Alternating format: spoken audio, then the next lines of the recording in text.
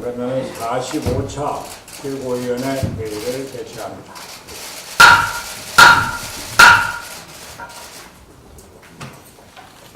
이제 얼굴이 깨끗하죠?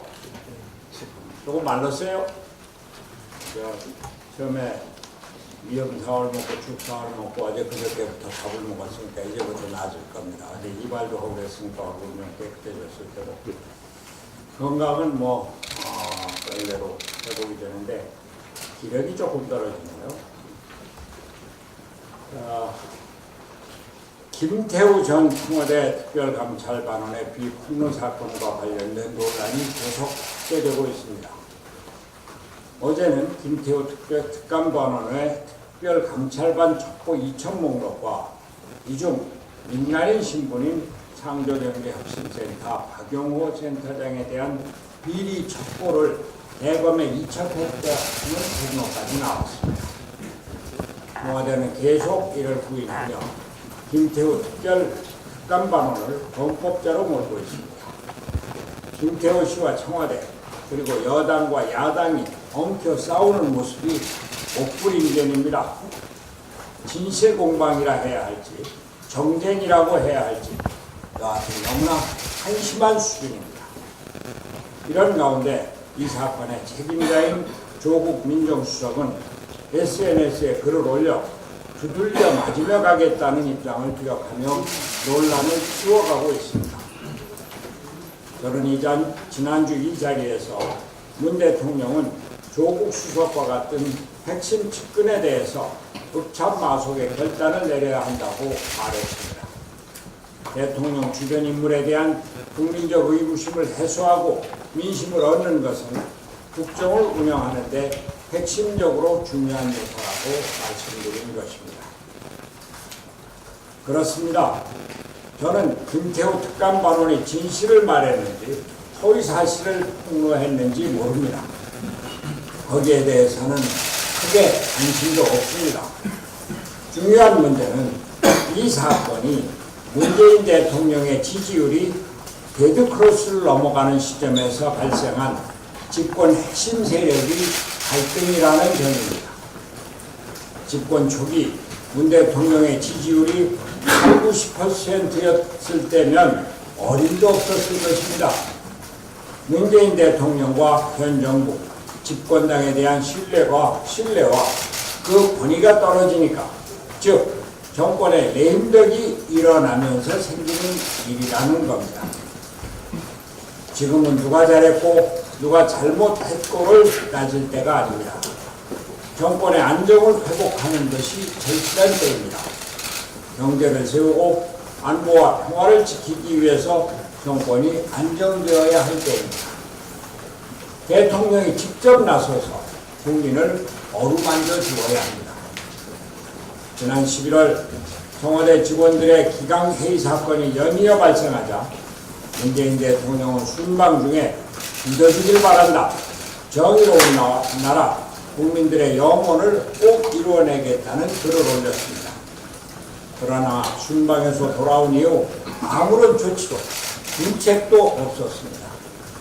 공직자의 모범이 되어야 할 청와대 직원들이 술집에서 폭행 사건을 일으키고 음주운전을 하고 또 근무 기간 중에 골프를 쳐도 개인의 일탈로 손을 긋는 대통령의 태도에 국민들이 크게 실망하고 있는 것입니다. 청와대 오만과 독선 그리고 불통이 도를 넘어섰습니다. 이것을 바꿔달라는 것입니다. 국민들은 이제 진정한 대통령의 모습을 보고 싶어합니다. 문재인 대통령은 민생경제의 파탄과 적폐청산 피로증 등으로 악화된 민심 그리고 지지부진한 한반도 통합 프로세스에 지쳐가고 있는 국민들의 마음을 달래줄 필요가 있습니다. 국민과 소통해야 합니다. 진정을 보여주어야 할 때입니다. 카페에 나가서 미리 연락해서 자리에 앉은 청년들과 거짓 대화를 하는 쇼에 국민들은 더 이상 속지 않습니다. 국민이 원하는 것은 문 대통령과 이 정부가 더 이상 적폐청산의 이름으로 정치적 쇼를 하지 말고 국론을 분열시키지 말라는 것입니다. 문재인 대통령과 정부 여당은 경제를 일으키고 기업을 활성화시켜서 가짜 알바 일자리가 아닌 진짜 일자리를 만들어달라고 하는 것입니다.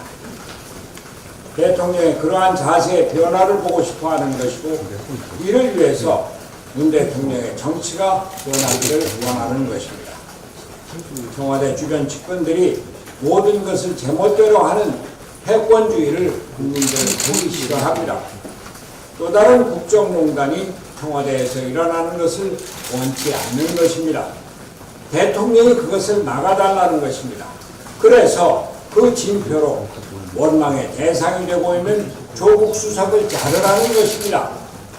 대통령이 국민의 마음을 읽고 소통하는 모습을 그렇게 보여달라는 것입니다.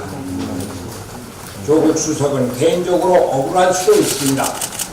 김태우 수사관으로부터 보고받지도 지시하지도 않은 일들이 폭로되고 보도되는 일도 있었을지 모릅니다.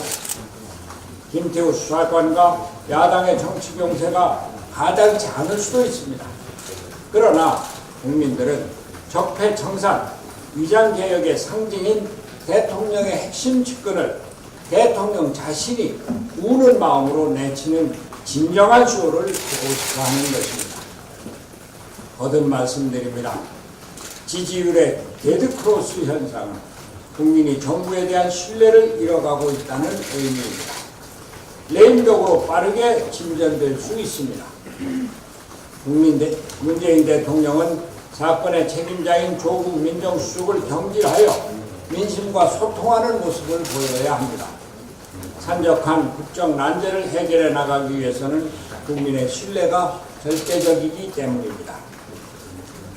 문재인 대통령이 급참마속의 결단을 내려서 국민의 신뢰를 회복하고 정권을 안정시켜서 국정을 제대로 정의롭게 이끌어 주십시오.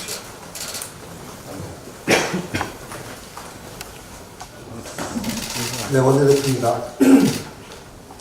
12월 임시국회 합의를 했고 12월 본회의가 며칠 남지 않았습니다.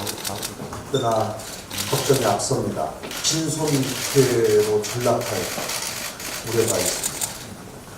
12월 임시국회에서 반드시 처리하기로 합의한 유치원 3법, 채용비리에 관한 국정조사 계획서, 대법관 임명동의안, 또 산업안전보건법에 관한 처리 문제, 이런 모든 문제들이 지금 낙마처럼 얽혀 있습니다. 이 부분에 관한 거대 두 당의 보다 적극적인 협상과 태도 전환을 다시 한번 촉구합니다. 김태우 전 청와대 특감반원의 첩보 생산과 관련한 최근의 논란에 대해서 국민적 의혹을 해소하기 위해서 가장 우선적으로 국회 운영위원회를 소집해야 합니다. 김태우 전 청와대 특감반원이 생산한 것으로 주장하는 첩보는 정권 식세에 대한 것은 물론이고 민간인에 대한 사찰 의혹도 있습니다. 청와대에서는 김 전 특감반원에 대한 개인 일탈, 비리 문제로 몰아세우고 있지만 여러모로 납득하기 어려운 해명도 많습니다. 지난주 바른미래당은 국회 운영위원회의 소집을 요구한 바 있습니다.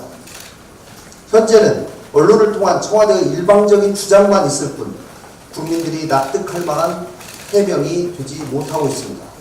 국회 운영위원회를 열어야 합니다. 조국 민정수석을 불러다 놓고 이에 대한 설명을 들어야 합니다. 청와대와 정부 여당이 떳떳하다면 이 역시 거부할 명분이 되지 못합니다. 아울러 수차례 요구한 특별감찰관 임명 절차를 조속히 진행할 것을 다시 한번 촉구합니다. 다시 강조하지만 특별감찰관은 대통령 친인척과 청와대 고위층의 업무 수행에 대한 견제를 위해 반드시 필요합니다. 더 이상 위법 상태가 방치되어서는 안 됩니다. 청와대와 민주당은 특별감찰관 임명 절차에 서둘러 줄 것을 다시 한번 촉구합니다. 현재 난항을 보이고 있는 유치원법에 대해서 한 말씀 드리겠습니다. 그동안 바른미래당은 원내교섭 3당의 합의 내용을 이끌어내기 위해서 유치원법 협의에 적극적으로 임했고 양당의 대립에 대해서 중재안을 내놓는 등 많은 노력을 했습니다.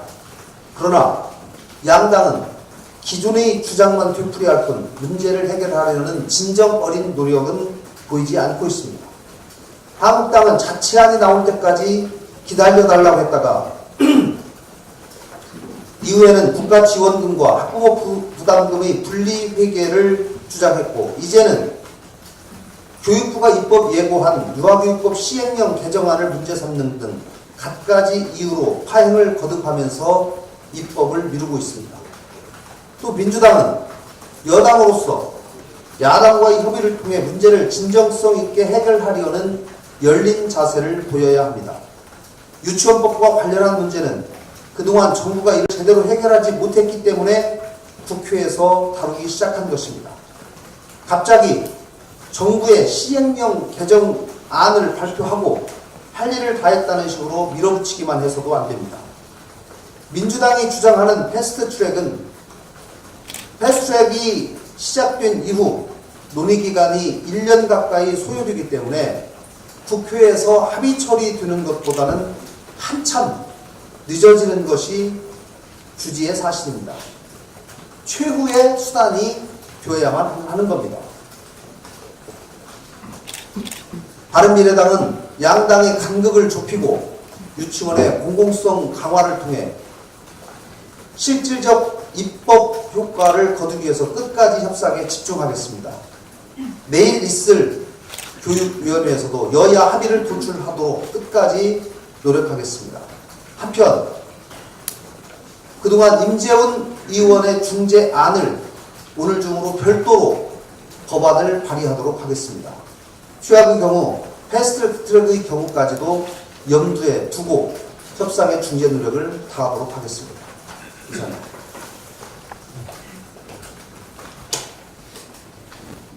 저도 몇 가지 나왔습니다. 먼저 김정호 민주당 김정호 의원 공항 갑질 소란은 미국 공항 같았으니 현장 체포감입니다.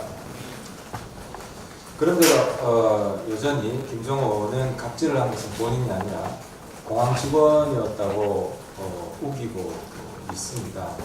이 진실 공방을 끝내기 위해서는 공항 CCTV를 즉각 공개할 것을 한국공항공사에 요청합니다.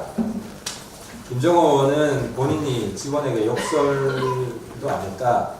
그리고 내가 마지막 승객이어서 내 뒤에 승객들이 항의한 적도 없다고 했는데 공항 직원은 욕도 했고 그 뒤에 승객들이 있었다고 했습니다. CCTV를 보면 진실이 무엇인지 바로 확인이 됩니다. 김정호 의원 공항 갑질 소란건은 김정호 의원 개인 문제가 아니라 국회 전체의 신뢰가 담긴 문제입니다. 국회에 대한 국민의 신뢰가 땅에 떨어진 상태에서 이 논란을 그냥 묻고 지나간다면 국회에 대한 국민 불신은 감당할 수 없을 정도로 커질 것입니다. 아울러서 제가 항공보안법을 찾아보니까 이런 공항 갑질 소란에 대한 처벌 규정이 없습니다. 때문에 미국처럼 공항 직원의 정당한 요구에 지속적으로 불응할 경우 현장에서 바로 제압해서 체포할 수 있는 강력한 처벌 규정을 담은 공항 갑질 폭언 처벌법을 조속히 발의하도록 하겠습니다.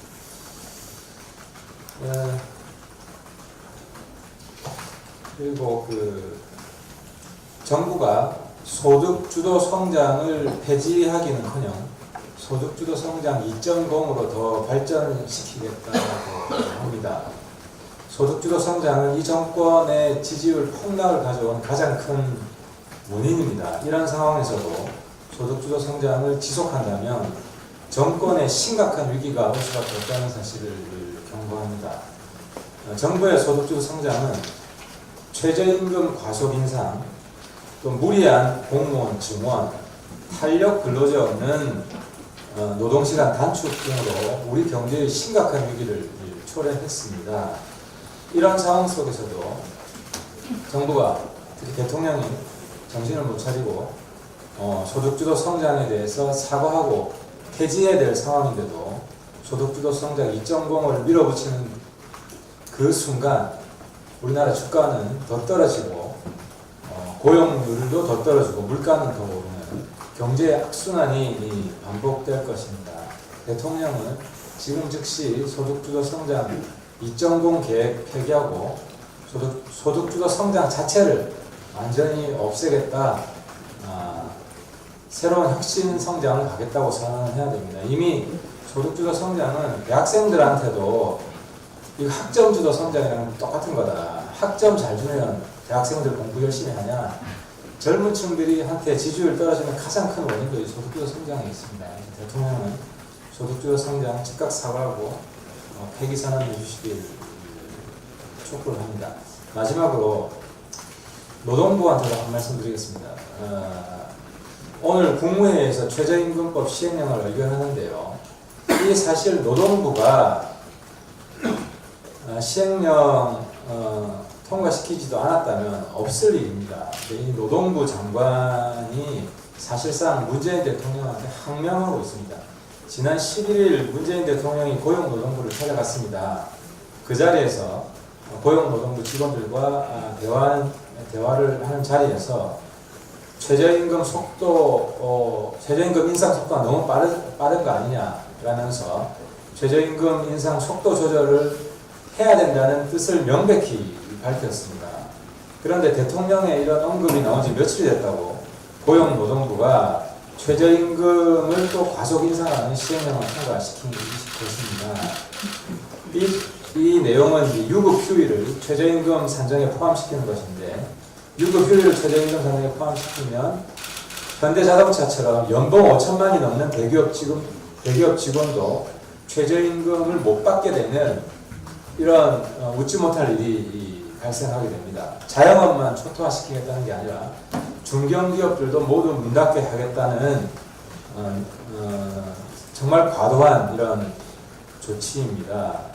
대통령이 노동부 장관에게 엄중한 조치를 해야 됩니다. 바로 경질을 해야 됩니다. 대통령 한마디를 바로 무시해버리고 뒤통수에서 대통령 뒤통수를 때리는 겁니다. 그것만이 대통령의 말에 대한 국민의 신뢰를 지키는 것입니다.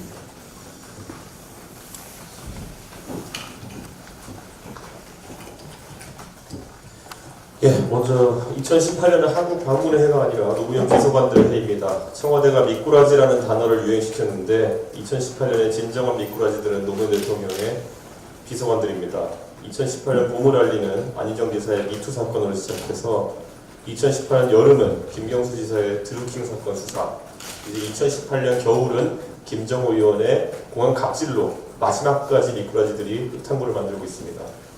노무현 대통령을 좋아하는 분들은 그분의 솔직함, 담대함, 도덕성 등을 많이 이야기했습니다. 그것이 노무현 대통령의 DNA였을지는 몰라도 노무현 대통령의 비서관들에게 계승되는 DNA는 아니었던 걸로 보입니다. 김정우 의원이 욕설을 했다는 상대 공안 직원은 24세라고 합니다. 이 새끼 근무 똑바로 안 서내라고 고성을 질렀다는 그 복수 관계자의 증언대로라면은 24세의 청년이 민주당 국회의원에게는 그 정도로밖에 안 보이는 것입니다. 해당 청년은 언론에 김종호 의원의 반박 입장문에 맞는 내용이 하나도 없다라고 정면 반박했습니다. 여기 국방위 하태경은 계시지만은 대한민국의 예비군 교육 영상에서도 조잡한 부대 표차를 달고 지나치게 고압적인 말투로 내가 누군지 아느냐는 식으로 나오는 자는 적의 특수부대일 가능성이 있으니 거동수장자로 분류하고 경계하라고 부르십니다. 공항직원 입장에서는 당연히 대한민국의 국회의원이 그렇게 양식 없이 행동하리라는 생각을 못했을 것이고 거동수상자로 분류하는 것이 당연했을 것입니다. 아까 하태경 의원 말씀하신 대로 당장 CCTV를 공개하십시오. 해당 직원의 증언에 따르면 갑질하고 고성 지르는 그 국회의원 앞에서 직원들이 두 손을 모으고 저자세로 있는 것이 직원들의 모습이었다고 합니다. 그리고 김정호 의원이 구차하게 해명하는 것처럼 갑질이 아니라면은 미국 공항에 입국하실 때도 미국 국토안보부 TSA 관계자들에게 똑같이 해보시길 기대합니다. 자신의 피감기관인 공항공사 직원에게는 소리를 지를 수 있고 미국 보안 담당자에게는 못한다면은 사람을 차별하는 것이고 그게 비겁한 약자에 대한 갑질입니다. 김정호 의원이 24세 청년에게 욕하며 갑질한 12월 20일은 하필이면 노무현 대통령께서 16년 전에 대통령 선거 당선증을 교부받고 탈권위 소통 행보를 시작하신 날입니다. 그래서 더 씁쓸합니다. 어떻게 그런 날 나 국회의원이요 사장한테 전화해라 그렇게 배지 달고 거들먹거리고 있었다는 이야기입니까? 부끄러운 줄 알아야지. 오늘자 따끈따끈한 노동신문에서 북한은 또 남조선 군부가 강원도와 경기도 일대에서 야외 전술훈련과 2018년 대침투 종합훈련을 강행했다고, 그리고 내년 초에 육군 지상작전 사령부를 창설한다고 비판하고 있습니다. 그리고 이것이 실질적인 전쟁 위험 제거와 적대관계 종식을 확약한 남북 군사 합의서에 배치된다라고 주장하기 시작했습니다. 불신과 대결을 조장하는 위험한 행위로서 용납할 수 없다는 표현까지 있었습니다. 우리의 태극 연습과 호국 훈련에 대해서도 남북 군사 합의서에 배치된다고 주장하기 시작했습니다. 최근에 몇 달간 보기 어려웠던 북한의 우리 군에 대한 직접적인 비난 행위입니다. 정부는 어떻게 된 경위인지 숨기지 말고 현재의 대북 협상 상황에 대해서 국민에게 소상하게 보고해야 합니다. 도대체 무슨 이면 합의라도 있는 것이 아니면 갑자기 북한이 이런 주장을 하는 것을 이해할 수 없습니다. 만약 이면 합의가 없다면 강하게 정부에서 반박 성명을 통해 응대해 주십시오.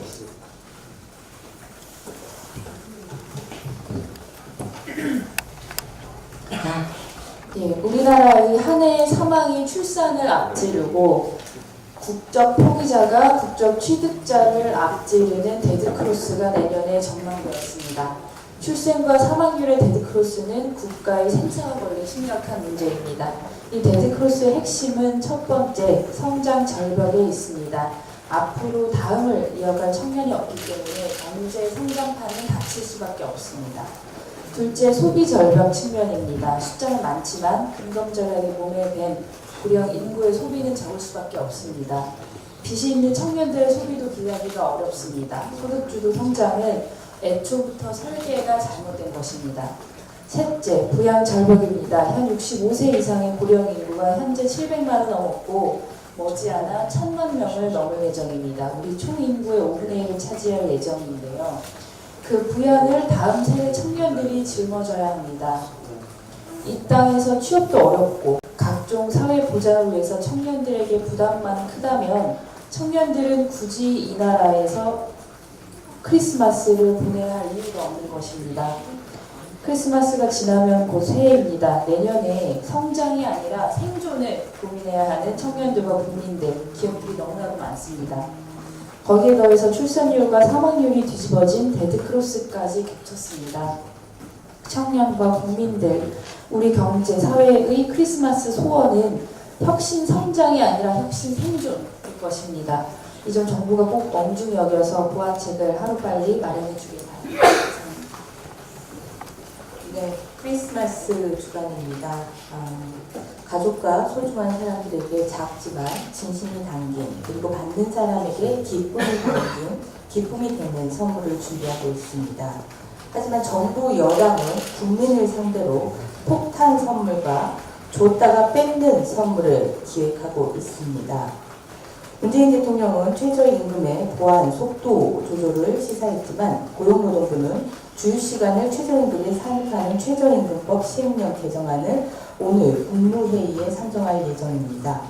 위기상황인 국가경제, 국회의 입법권, 대법원의 판결을 모두 무시하고 국무회의에 최저임금 개정안 상정을 고집하면서 국민들에게 폭탄 선물을 준비하지 마시기 바랍니다. 그리고 산업안전보건법이 심사 중입니다.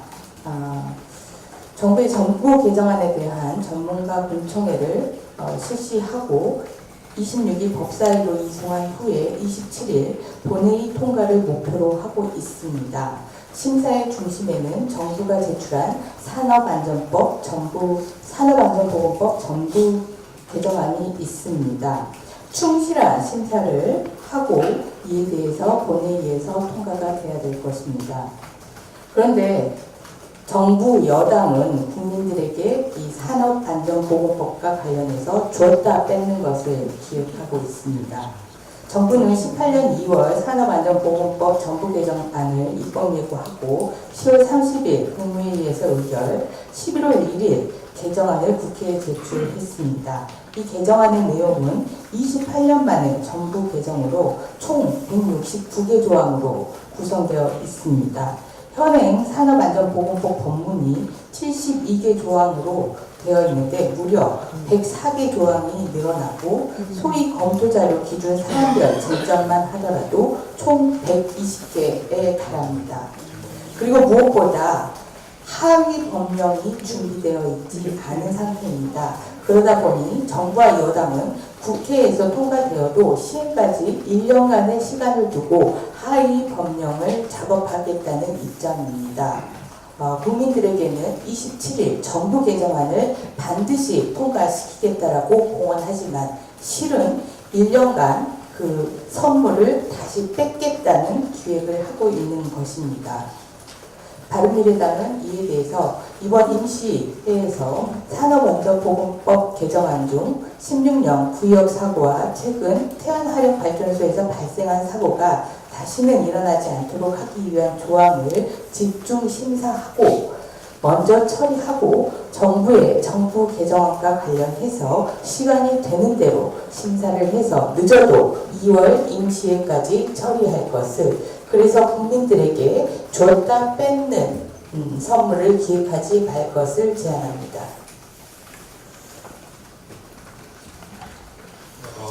권은희 정책의장께서 말씀을 하셨습니다만 오늘 최저임금법 시행령 개정안이 국무회의에서 최종 결정될 것으로 알고 있습니다. 한 말씀을 드리겠습니다. 저와 바른미래당은 침체된 경제를 살리기 위해서는 내년도 최저임금 인상분을 동결하거나 최소한 내년 상반기까지 시행을 유예해야 한다고 주장해 왔습니다. 그러나 지난 20일 정부는 설상가상적인 최저임금법 시행령 개정안을 차관회의에서 통과시켰습니다. 그 내용은 최저임금 위반 여부를 판단하는 조정 근로시간에 주휴시간과 유급 휴일을 합산하는 것이 그 골자입니다. 어제 여론이 부정하자 홍남기 기재부 장관 겸 경제부총리가 녹실회의를 통해서 관계장관 회의를 가졌다고 하지만 걱정입니다.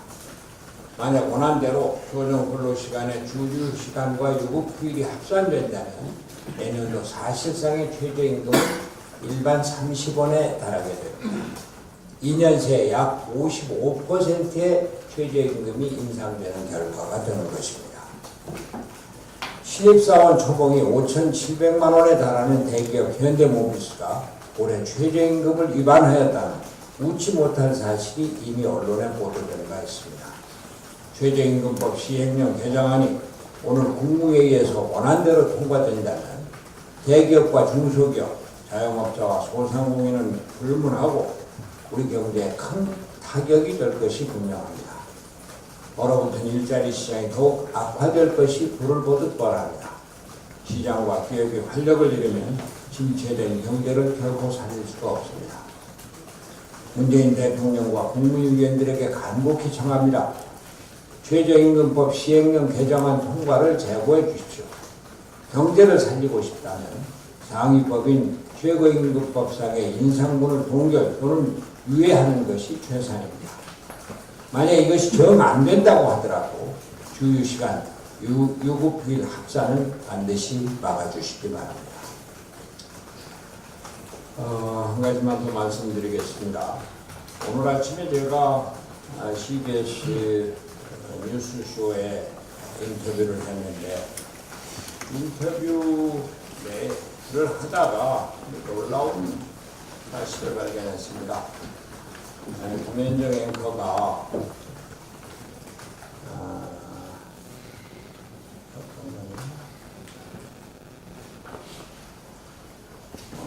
금요일 뉴스쇼와 인터뷰한 홍영표 원내대표는 연동형 비례대표제에 대해서 도입한다가 아닌 검토한다가 합의문 문과다. 바로 도입한다고는 안 했다는 얘기를 했습니다.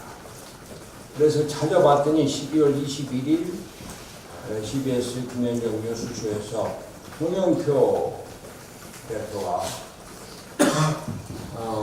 홍 의원님 그거 다 합의가 된 걸로 알고 있었는데요. 그래서 손학규, 이정미 두 야당 대표도 단식을 중단했는데 합의가 동상이었던 겁니까?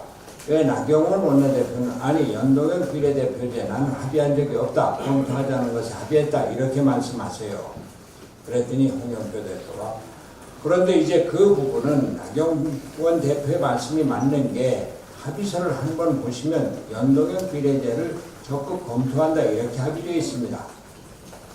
김현정. 그러면 검토하는 것을 합의하는 걸로 홍 원내대표도 이해하셨던 거예요? 홍영표. 이 과정이 있는데요.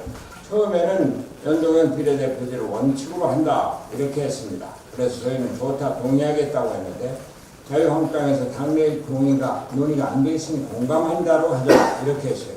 그래서 공감한다고 그 자유한국당 의중에서 못 받아들이겠다 이렇게 해서 나경원 원내대표가 적극 검토한다로 문안을 바꾸는 거거든요. 어떻게 이렇게 거짓말을 합니까? 제가 단식 끝나기 전날 밤 여기 계신 김관영 원내대표에게 내가 단식을 끝내는 것이 두 가지였습니다. 하나는 연동형 비례대표제를 결코 돌이킬 수 없는 정도로 합의를 하는 거다. 둘째는 연동형 비례대표제가 성사되기 위해서는 의원 정수가 문제가 되니 그래서 탄력적으로 최소한의 지원이 가능하다. 이렇게까지 합니다. 그것이 되지 않으면 난 단식을 끝내지 못한다. 그랬습니다. 그리고 그날 밤에 문희상 국회의장이 저한테 와서 문재인 대통령 아직 만나고 오는 길인데 문재인 대통령이 연동형 비례대표제에 대해서 지지가 확고하다. 그러더니 잠깐만 기다리십시오. 그러고 동영상 촬영 기사를 불러서 동영상으로 촬영을 해둡시다. 이렇게까지 얘기를 했다는 겁니다. 그래서 그날 밤에 김관영 원내대표가 나경원 대표 만나고 홍영표 대표 통화하고 그러면서 합의가 된 것입니다. 나경원 원내대표하고 연동형 비례대표제 도입을 위한 구체적 방안을 검토한다. 연동형 비례대표제 도입을 위한 도입은 대전제가 되어 있었던 겁니다. 나경원 원내대표하고 합의를 하고 그것을 홍영표 원내대표에게 자, 나 대표하고 합의했다. 근데 나는 이해찬 당대표 결정이 중요하니 이해찬 대표 결재를 받아라. 그래서 그 다음날 아침에 결재를 받아서 합의문 작성된 것이 3당 간에 합의가 된 것을 정의당과 민주평화당 합쳐서 5당 합의를 내는 겁니다. 나경원 대표가 연동형 비례대표에 합의를 한 것이 아니고 검토를 하기로 했다고 거짓말을. 근데 이제는 홍영표 더불어민주당 대표까지 방송에 나와서 이렇게 거짓말을 하고 있습니다. 이 사람들이 뭐 하려고 그러는지 모르겠습니다. 원내대표 합의문을 이렇게 왜곡하는 법이 어디 있습니까? 저희는 이제 국회는 국회대로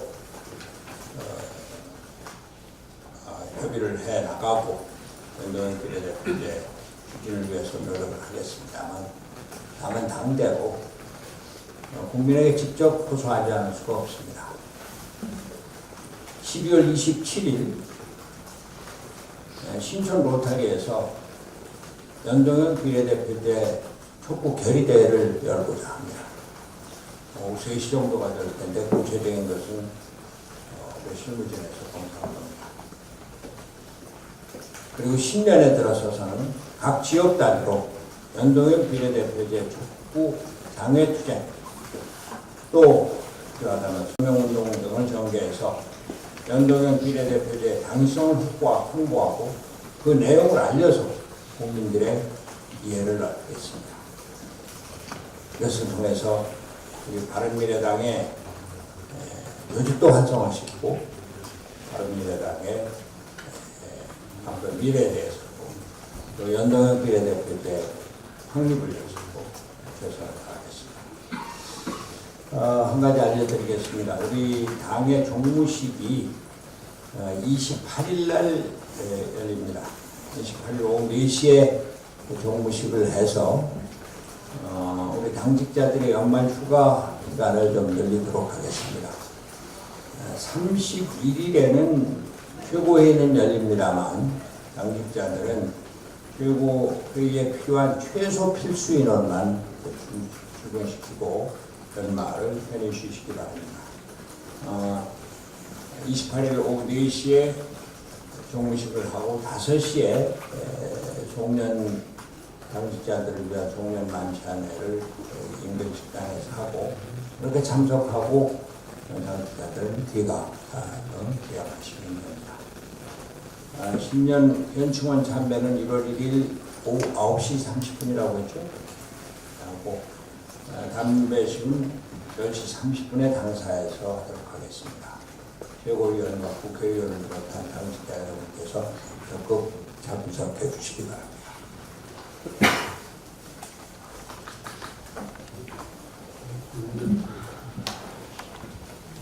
예, 그러면 비공개로 전환하겠습니다. 언론인 여러분 수고하셨습니다.